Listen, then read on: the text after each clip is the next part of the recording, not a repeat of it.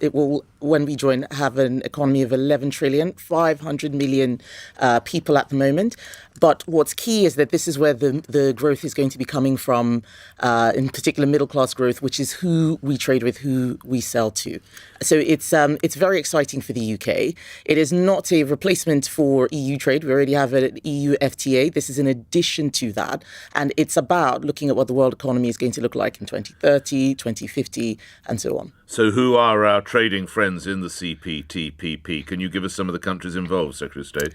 Yes, Japan, Canada, Mexico, Australia, New Zealand, Peru, Malaysia, Singapore, Chile, Brunei, and there are many more in the queue as well. But so we've got in early, which is why it's good news. So we didn't have deals with any of those countries you've just listed, New Zealand, Australia, Canada? We did, but these aren't identical. So just because if have we've got one an deal agreement with Australia, why do we need another one, Secretary of State? It's about the synergies you get from a multilateral deal rather than a bilateral deal. So, for example, rules of origin on cars, buying goods from or components from Australia going into UK cars. Australia's got lots of critical minerals. We get stuff from there, put them into our supply chain, and they will count as local when we're exporting to CPTPP countries. And when you think about who else is joining that bloc, the US did want to until change of administration. I think all those sorts of opportunities are exciting. They are exciting, but I have a report here. What do you understand the effect will be on GDP of the country, Secretary of State? So is this the report that quotes my department's scoping figure of 0.08% growth in GDP from this deal? Yes, that is exactly what I asked when I was shown those figures. And how they explained it to me is that 2 years ago, they did a scoping exercise. They used 2014 figures just to get some comparative analysis. That's not how people should look at this deal. Should think about it like a startup. When you are a big company buying a startup, it's not about what you're going to get from it today. It's about the potential for tomorrow. Right. But the potential, this is in some years' time. Currently, No. It's 2014. It's 2014 no, but numbers. The effect as growth in years to come could be 0.08% is the number that I'm reading here. If we don't use the deal properly, if nothing changes, if people just continue as they are. So what figures should we be reading? Because I'm sure you and your colleagues will use the deal properly. So what percentage will we be looking at?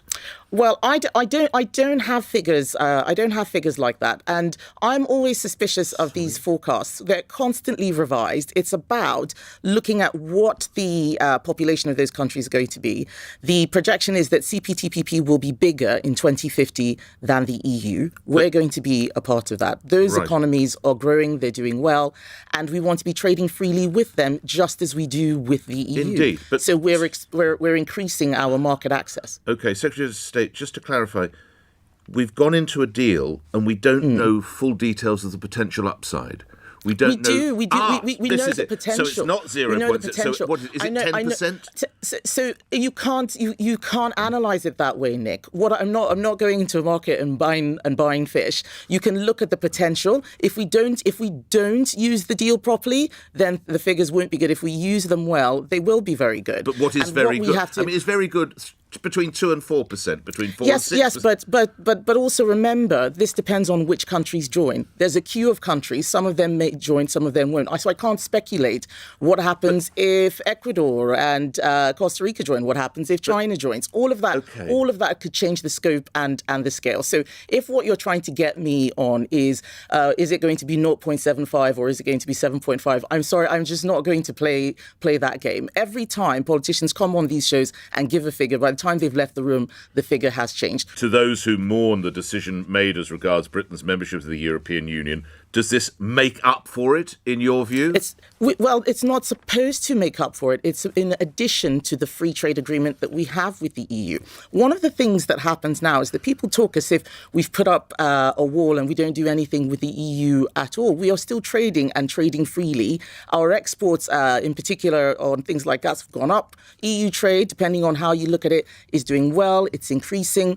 I'm not saying that it's been easy for everybody. I'm not saying it has been perfect. There are, of course, consequences to leaving a bloc like that. But we are still working on our EU agreement. You look at things like the Windsor Framework. That's what having an independent trading policy is like. It's not a fixed thing. It's very dynamic. Every day we go to EU countries, I sign MOUs, we try and fix things that have become sticky. But in addition to that, we now have this new thing which we can add, and that's why it's fantastic. And it is one of the benefits of leaving the EU, having more of the opportunity to make our own way in the world. All right, just a couple of other questions. Noting, of course, you're Minister for Women, I wonder whether you've had sight or your colleagues have made you aware of a report into the fire service, which regrettably shows that women and minority firefighters are in some instances the victims of bullying, harassment and racial slurs and other such matters. Do you think we have, we know what we have with the police force, do you think we have institutional racism within the fire service, Secretary of State? So it's impossible to be able to use that term without looking at the facts of the matter. I am someone who tries to make sure that people are educated about what institutional racism means. We had a government report which was in response to the Commission on Race and Ethnic Disparities that outlines how we're going to tackle those issues. There is a very specific definition. It doesn't mean what a lot of people think it means, which is that there are racists in an institution. It's about the way that the institution deals with issues around discrimination and prejudice. Without seeing the individual cases and having an investigation around that, I wouldn't be able to comment. What I would say is it's very disappointing to read this. We need to root out all incidents of prejudice and discrimination. We can't have people going into the workplace and feeling this way and having these experiences.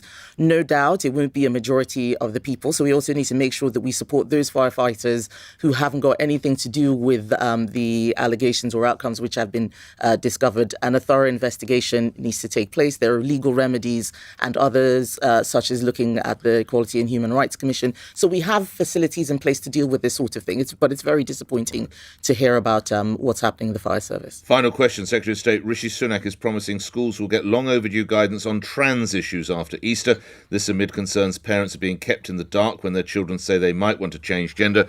There's even a report that says that parents are not informed by schools that their pupils are coming there and are exploring the idea of transitioning. I note that you're a mum. What do you think that guidance should be? So the Prime Minister has said that the guidance will come out before the summer. I'm pleased about that. I agree with it. I think that it is something that schools are crying out for. I've spoken to head teachers, even the ones for my own children's school. So you are right. It is something that will be produced by the Department for Education. Should a school not be telling mum or dad that their child is transitioning or exploring transitioning? Surely a parent has a right to know. Yes, I believe that a parent has a right to know. And what we're going to do with the guidance is make sure that we set out what the law is, and help many of those schools who really are confused about what to do, depending on the specific scenarios. But I'm very much of the view that parents should know. I have 3 children myself, I think I would be astonished if a school was doing things without letting me, the parent, know. Enjoyed our conversation. Thank you very much for your time today. Kemi Badenoch is Secretary of State for Business and Trade, Minister for Women and Equalities, appearing on LBC 4 after 9. Let's go to those news headlines. Thomas Watts. On your radio, on